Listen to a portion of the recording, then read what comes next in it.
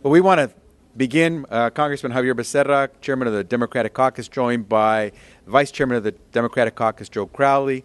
As you heard from our colleague from the Senate, Bob Menendez, we just had an opportunity here in the House and the Democratic Caucus to hear from four of the senators who were part of the Gang of Eight who worked on the bipartisan immigration reform bill, which ultimately passed the Senate by 68 votes.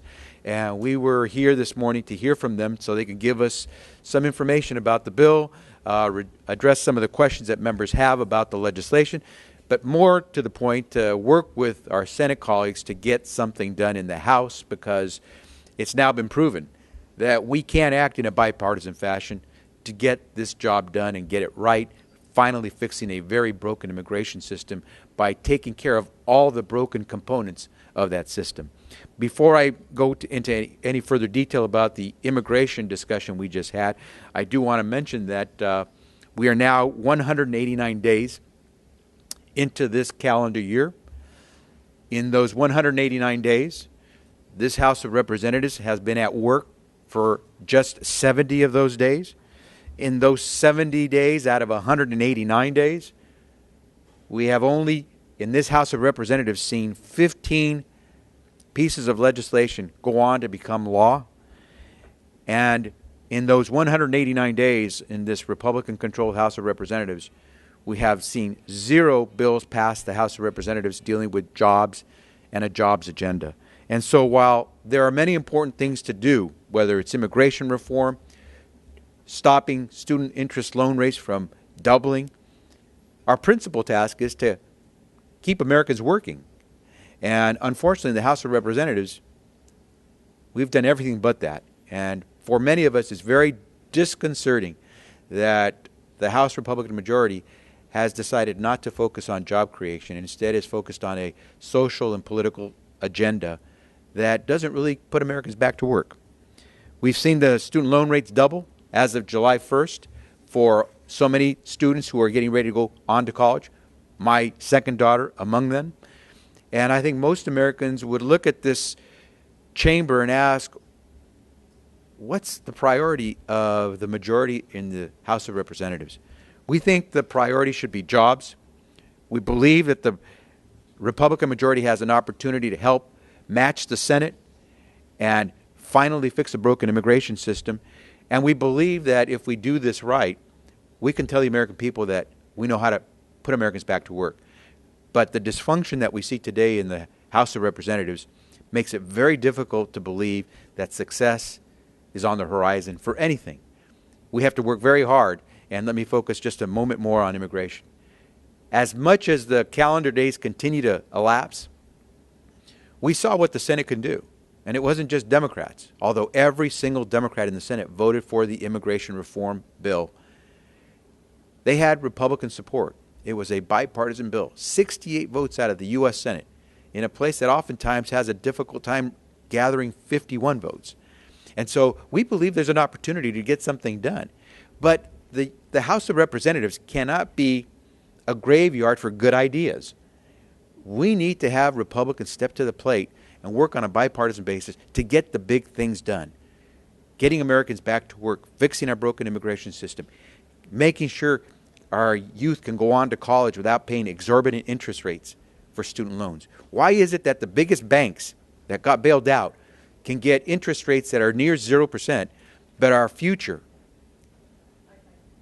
college students have to watch their interest rates double from 3.4% to 6.8%. We can get this done. And on immigration, we heard from 4 senators about how they got it done. Now it's up to the U.S. House of Representatives to do the same. We believe it can happen, and we hope that they will join with us in making sure a bipartisan fix to our broken immigration system can pass the House and become law. With that, let me ask now the Vice Chair, Joe Crowley, to say some words. Thank you, Javier. You asked the question yourself, what is the priority of the majority? I would suggest I don't think they have any priorities at this point. We've been here week after week talking about how we can help move the American people forward, about creating more jobs, improving the economy. And what their agenda has been, an agenda of not progress, but a lack of progress, in fact, going backward. How can we double the rate that a student would repay his or her loan at. How do we stop an comprehensive immigration reform bill from being enacted? That has been the Republican agenda. They've talked a lot about jobs and job creation and improving the economy, but they have not put a single jobs bill on the floor. They've done nothing to help improve our economy or create jobs. So they talk a great game about so-called priorities. You almost think they have a vision, but they have absolutely no vision for our country, no vision for America, nothing to give Americans hope that they have a Congress that's working on their behalf. And it's a sad, sad moment that we've come to in our history, that we actually have to look at ourselves and really be honest and say that there is dysfunctionality in the House of Representatives. It's not in the Democratic caucus, though, as was shown by their failure to pass even a farm bill, that the dysfunctionality exists in the Republican caucus. As Mr. Becerra has just pointed out, the Republicans passed a bipartisan comprehensive immigration bill with 68 senators, Democrats and Republicans working together, that helps move our country forward. And we see the exact opposite happening in the House of Representatives. No spirit, or very little spirit. There have been a few folks who have worked in terms of the task force of 7 or 8. But beyond those 3 or 4, it's been very difficult to demonstrate cooperation within the Republican caucus to produce a bill that again moves our country forward. We're waiting. We'll continue to wait. I wouldn't hold my breath, though. Questions? Congressman, how much concern is there within the Democratic caucus if the gang of 8 bill goes too far in terms of border security now? Well, as one of the authors of the amendment himself said, Senator Corker, Republican Senator Corker said, he used the word overkill to describe his legislation. Our colleague in the House, the chairman of the Homeland Security Committee, Republican Senator Mike McCall, said it was throwing money at the problem without having a clear strategy. It was an amendment that Republicans demanded in order to try to get a bipartisan vote in the Senate. There are many ways to get this done. Some work far better than others. I don't think you need to militarize the border in order to secure it. I think all of us agree that you have to be smart and tough at the border. I think what the Senate did was provide Republicans with a security blanket so they could vote for a bipartisan fix to our broken immigration system. We in the House have a chance to do it, hopefully do it right, maybe do it better. Either way, we should do it because the Senate proved they could do it. It may not have been a perfect bill, but they did it, and it's taken years for us to see either chamber have success. And so I'm not going to criticize more than to say the biggest failure would be to do nothing. As Senator McCain has himself said, to not act is de facto amnesty. And so we should get to work in the House, and if we don't like what the Senate did, then let's prove that we can do something better, but let's do it. Joe? I would just comment and follow with what Ms. Becerra said. I don't want to criticize the Senate's work at all. They got something accomplished. They got something done with 68 votes, more than the 60 that they're required to prevent a filibuster. So is it a perfect bill? No. Is it the one that if I were to write myself, or that if Javier Becerra were to write, would that be the bill that we write? Probably not. And is it a provision that has troubled some of our caucus members? Yes. But what we have to focus on is that they were able to accomplish what they set out to do, and that is pass a bill. Now it's the House of Representatives' opportunity, the Republican caucus, to pass a bill. And I would suggest not one that takes us further back, but one that brings us forward. So far, all the chatter I've been hearing, without a bill on the floor, with the exception of some amendments by Mr. King and others, which would clearly set us back, there's been nothing that I've seen so far that will move the country forward, only put us back. Congressman, Senator Schumer said that there was agreement among the House Democratic caucus today that Democrats would not accept anything short of a path to citizenship. Is that the case? They made the point emphatically that bipartisanly we would not become a country that would have second-class Americans, and that bipartisanly there was agreement among senators that there had to be a pathway ultimately to citizenship. First to legal status, and then you got to prove that you can then become a citizen. But that was indispensable to their product on a bipartisan basis. I think most of the Democrats who spoke, and certainly I think within the Democratic leadership here in the House, there is full agreement with Senator Schumer's statement that it makes no sense to try to say we're going to fix a broken immigration system and leave out the component that addresses the situation where some 11 million people continue to exist in the shadows. You can't fix the system if you've got 11 million people who can't come out of the shadows. And so we believe in tough border security. We believe in tough workplace enforcement. We believe in fixing the current immigration system for legal visas. But we also, as Democrats, believe that you have to deal with the fact that 11 million people work, go to school, deal with their neighbors, but they have to, at the end, live in the shadows. And we need to clear up that entire system on the four components to make it work the right way. So we agree with Senator Schumer that you must include a pathway to citizenship. And I think Democrats will probably make that message very clear to our Republican colleagues here in the House if we're going to get something done bipartisanly. La pregunta era si creemos aquí en la Cámara de Representantes como demócratas que lo que hicieron los senadores de incluir un camino a la ciudadanía era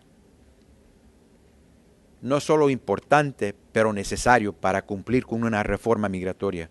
Y creo que los demócratas aquí, como lo ha dicho la líder Pelosi de los demócratas, hasta nuestros colegas nuevos aquí en la Cámara de Representantes, creemos que es algo necesario incluir un camino a las ciudadanías, porque si no, no estamos verdaderamente arreglando este sistema roto, que no solo está roto en la frontera o en el sitio de empleo, pero está roto en cuanto a cómo tratamos a la gente que está aquí en este país, que ha vivido en las sombras por tanto tiempo. Así que creemos que es no solo necesario, pero ridículo creer que se puede cumplir una reforma sin tratar en una manera justa con los inmigrantes que están en este país.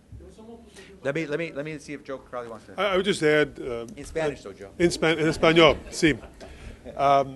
When Leader Pelosi rose to speak about this issue, and I don't want to, I can't quote her directly, but in paraphrasing, she said, denying a pathway to citizenship is not creating second-class citizenship, because you're denying the opportunity in perpetuity for some 11 million people to attain citizenship. You're creating second-class Americans. And I think it's counter not only the opinion of most Americans, but it really is not in line in the history of the United States and the way in which we treat immigrants, or have treated immigrants in the past, not only in the recent past, but throughout our history as well. So I think it may be more direct answer to the question is I think there's a consensus amongst Democrats in the House of Representatives that there needs to be a pathway to citizenship.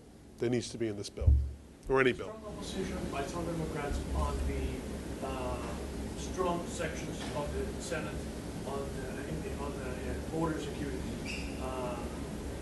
Are they on board now? And maybe Spanish. In English, please. But there are many border members who represent parts of the U.S.-Mexico border who have grave concern with the Corker-Hoven amendment that passed in the Senate that really beefed up border security. In some ways, as I've mentioned, as Mr. Corker himself said, in a way that might be described as overkill. They have the concern because they live on the border. They work on the border, and they have their neighbors and family and friends who are on the border. And they see every day the vibrant commerce, the vibrant relationships, that exist on the border between the folks on the north and the folks on the south. They're very concerned that we might be destroying a way of life and militarizing an area between two, not only neighbors and partners, but close friends as countries. And so I share with them those legitimate concerns that what we have to do is do this, as I said before, smart, be smart. We also recognize that we have to address the concerns of members who vote. You can be smart but not get the votes, and you do nothing. And to do nothing would be simply failure. Or as Senator McCain said, de facto amnesty. We need to get this done. We should just, at least in the House, show that we can do something. And if we can do it better, let's do it. But let's not use the perfect as an excuse to not do at least the good. Go ahead. Thank you, Congressman. I wanted to ask both of you what your sense was, talking about, basically saying let's not let the perfect be the good. What sense in the caucus right now is we might have to make some concessions, we may not have to pass the perfect bill in order just to get it to Congress? I think that if you ask the Senate sponsors of the bill, the Democrats, that they would say themselves that the bill that they passed was not the perfect bill. In fact, one of them said that if I wrote the bill, it would not have been the bill itself that we had to pass. I think that there was understanding in the sausage making of legislation that it's not always a pretty sight. And in the end, that you have to do your best, which we haven't done, or I should say the Republicans in the House, I don't believe, have done their best to bring forth anything at this point. So we may be really talking the abstract right now. About what that perfect bill would be, because we don't have an expectation that they will put a perfect bill for us to be enthusiastic in supporting on the floor. And Javier had mentioned not letting the perfect be the enemy of the good. I think we always have to look at that when examining whether we're voting for something or not. So one of our colleagues had, in a very passionate way, talked about the border and about things that, for instance, myself, I live in New York. I don't live on the border itself, but very passionately about people dying in the border, how that has increased, and the moral dilemma that he has about voting for anything that resembles the Senate bill. And at the same time, we have another moral dilemma of the 11 million people who are here in the United States who are undocumented and are living in a second-class society here in the United States, and all those moral issues as well that have to be dealt with. I have no anticipation that the bill that will come out of the House, if we get a bill out of the House, that'll be a bill that I will be passionately in love in any way, shape, or form. But I'll have to make that determination when we get a bill, and if we get a bill on the House floor. Can I just real quick, I keep saying this, and every time it's proven so true. The American people are so far ahead of the politicians on this one. They have asked us for some very pragmatic approaches to this. They've said, show us that we can secure our border. Show us that at the workplace, only those who have a right to work in this country will get a job. Show us that no one who wants to come into this country legally the right way has to wait 15 years to get a visa. And show us that you can deal with a lot of folks who've worked very hard, have raised kids who become valedictorians at their high school, and now are ready to go to some of the best universities in the world, but can't because of a broken immigration system. Just show us and do it. Senate put something out there. They showed the American people that we can do it. In fact, the Congressional Budget Office, the Congress's nonpartisan fiscal scorekeeper, showed us that not only did the Senate do it, but they did it in a way that saves the taxpayer close to $1 trillion in deficit reduction over the next 20 years if we pass the Senate bill. So we should just heed the words of the American public. Get it done. And if we do it, not only will we finally fix the broken immigration system, but we're going to improve our economy and we're going to improve our security, because at some point we want to be able to tell the American people that we have really done everything we need to on this. Let's remember that we need a bipartisan solution. Partisanship is the problem here. It's not the solution. And so we hope our Republican colleagues in the House will be ready to reach across the aisle to work with us, because I don't believe the House Republicans can pass any major immigration reform without Democratic support. Congressman, what is the status of the immigration bill that you're introducing to Parliament Title VII? And also I wanted to mention that Speaker Boehner said in his press conference, step by step is the correct approach on immigration. How do you respond to that? Well, so long as we keep stepping, that's fine. Progress. We got to get it done. No one, when you play football, you don't play to get to the 10-yard line and then quit. You play to make the touchdown.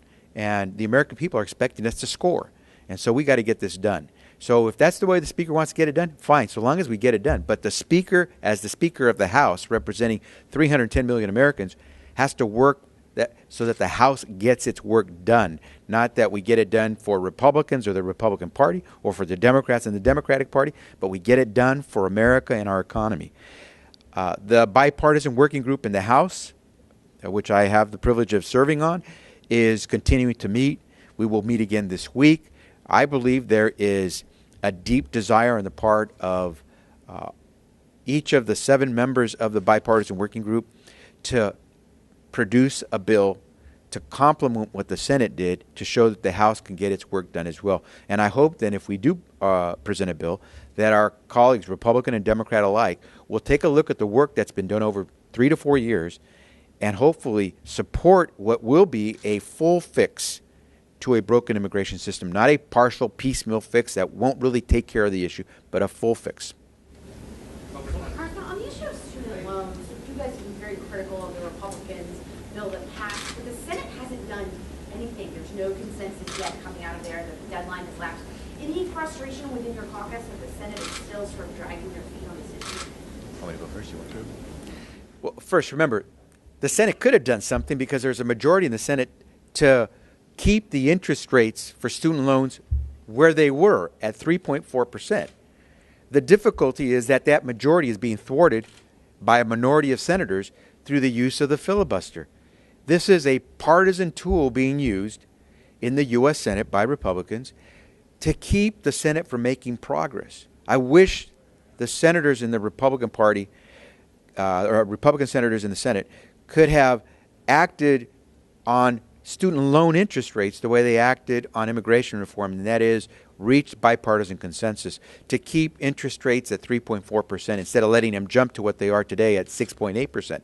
But to say that the Senate's the problem is to ignore the real issue and to look at a microscope at what's going on in the Senate. There is a Senate majority, which is, by the way, all you need under the U.S. Constitution to pass a bill in the U.S. Senate.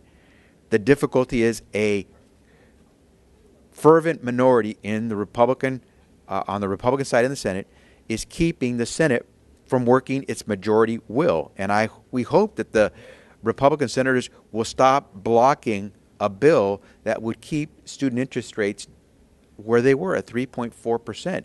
In the House Republican majority passed a partisan bill which would have interest rates balloon up to perhaps 10 or 11% at some point, I believe. I could be wrong on the number, but I know it goes way above the 3.4 or even the 6.8% perhaps in the future. And so we don't think that's the way to treat our future leaders in this country. If Congress can vote to bail out banks to the tune of $700 billion, we should be able to tell our future college graduates and our future leaders that we're not going to make them pay 3.4% when those banks are paying about 0% for their loans that they're getting from the taxpayers as well. Let me, before you go there, you had your hand up first. You were very gracious. You didn't.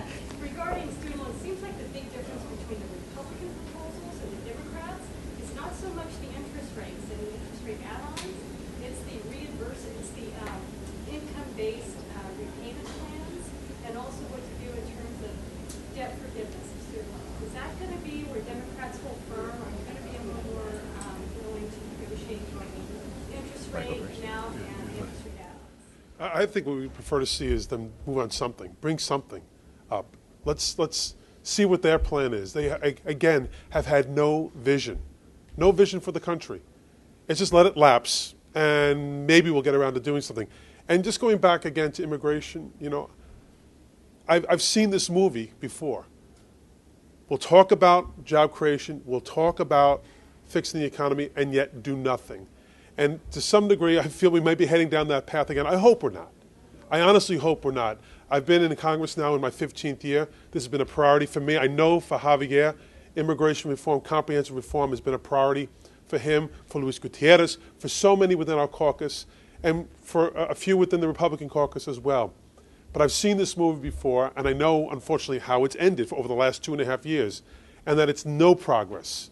It's talk a good game, and at the end, when you can't get something done, blame the president, blame the other side. The Speaker and the Republican caucus will not be able to blame the Democratic caucus because they run the show in the House of Representatives. They can't blame the Democratic Senate. They certainly can't blame the president because the president has put forward a bill of progress for the country. If there's a lack of progress or movement on an immigration bill in the House of Representatives, it is squarely on their backs. Yes, sir. Yes, last week, just going back to immigration, last week Representative Limon Vela, is a representative from Texas, Democrat. He renounced the Hispanic caucus. Can we just overground that he doesn't agree with the Coker amendment? I mean, he believes that his district is a border town. He believes that the border is district. And we can just comment on that. Yeah, I spoke to Congressman Vela, who has some very strong views on the Republican Corker amendment that passed in the Senate as part of the immigration reform. As I mentioned earlier, there are many members who represent border areas of our country who understand that there are communities that have thrived for decades as a result of the cross-border commerce and relationship that exists along the border. And they don't want to see that commerce, the interchange of communities legally affected. And so they're very concerned that essentially militarizing the border and making it near impossible to conduct civilian affairs as a result of this beef up on the border beyond what might be necessary, that could have a chilling effect on their cross-border communities. And so I think we have to take with a great deal of seriousness those concerns that are being expressed by some of our colleagues, because they live there. They know that. They have to go back and explain to people how that way of life will continue. At the same time, we recognize that we have an obligation as a sovereign nation to make sure that we protect our borders. And so we'll have to come up with a logical, smart, sensible compromise on what we do.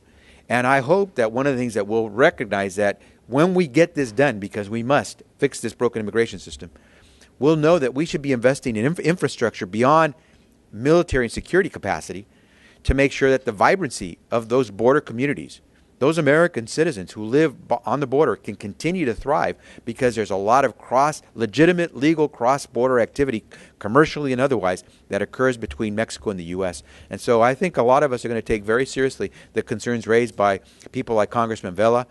Congressman Beto O'Rourke spoke today about the same concerns. And I think we're going to take it very seriously, at least on the Democratic side we will.